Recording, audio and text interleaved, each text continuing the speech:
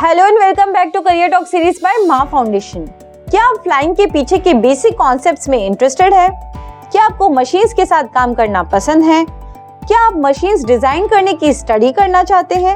अगर आपके इन सारे सवालों के जवाब हाँ है और आपका बैकग्राउंड मैथमेटिक्स है तो एरोनॉटिकल इंजीनियरिंग आपके लिए अच्छा करियर साबित हो सकता है।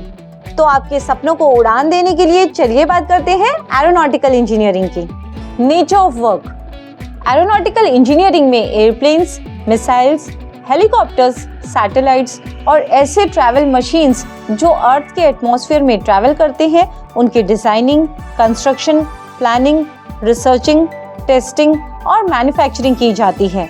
ये इंजीनियर्स डिजाइन्स को इवैल्यूएट करते हैं ताकि ध्यान रख सके कि products engineering principles, customer requirements और एनवायरमेंटल रेगुलेशंस के अकॉर्डिंग है या नहीं।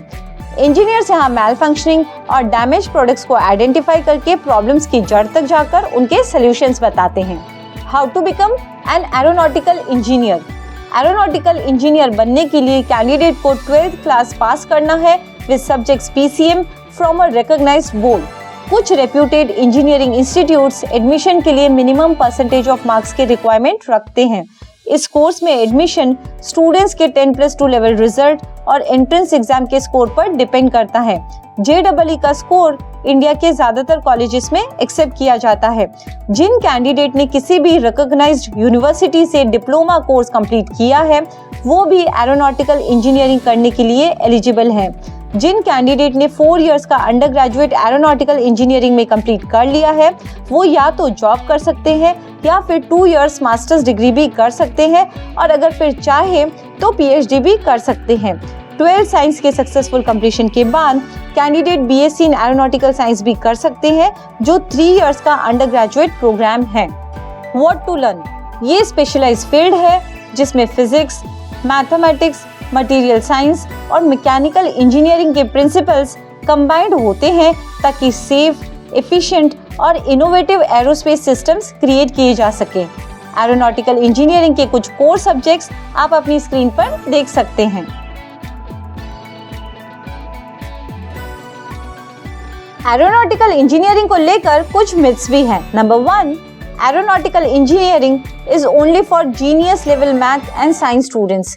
ये सच है कि यहाँ मैथ और साइंस का फाउंडेशन स्ट्रांग होना चाहिए, लेकिन अगर आप में डेडिकेशन है और आप एफर्ट्स डालने के लिए रेडी है तो ये प्रोग्राम आपको इस तरह से एजुकेट और ट्रेन करेगा कि इस एरिया में आपके स्किल्स और नॉलेज आप डेवलप कर सकेंगे। Number 2, aeronautical engineers spend all their time flying.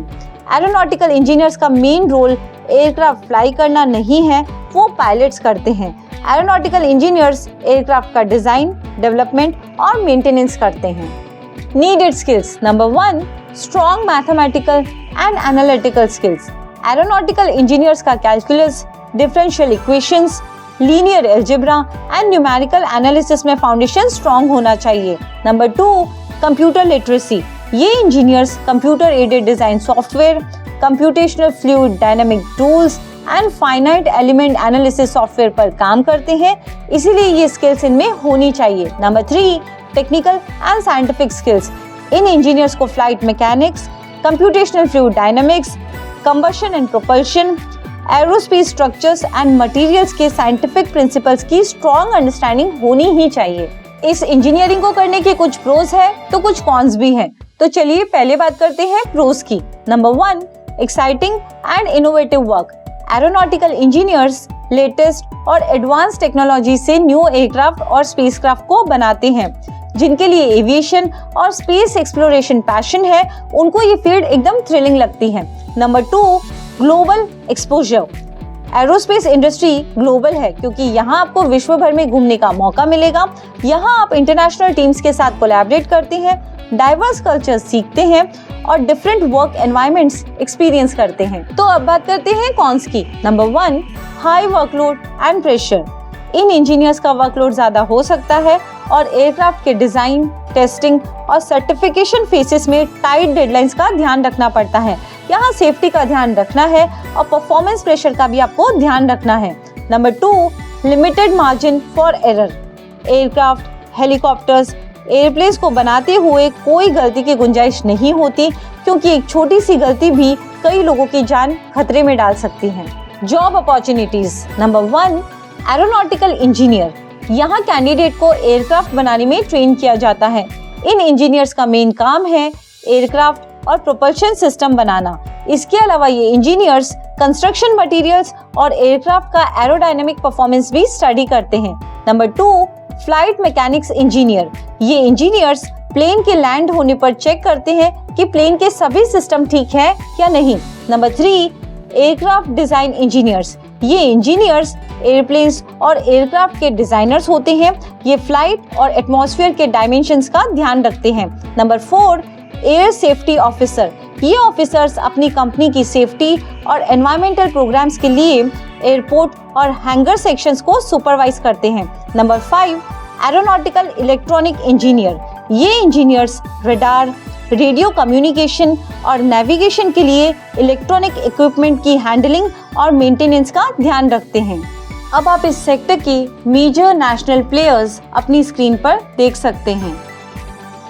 अब आप इस सेक्टर के मेजर इंटरनेशनल प्लेयर्स अपनी स्क्रीन पर देख सकते हैं।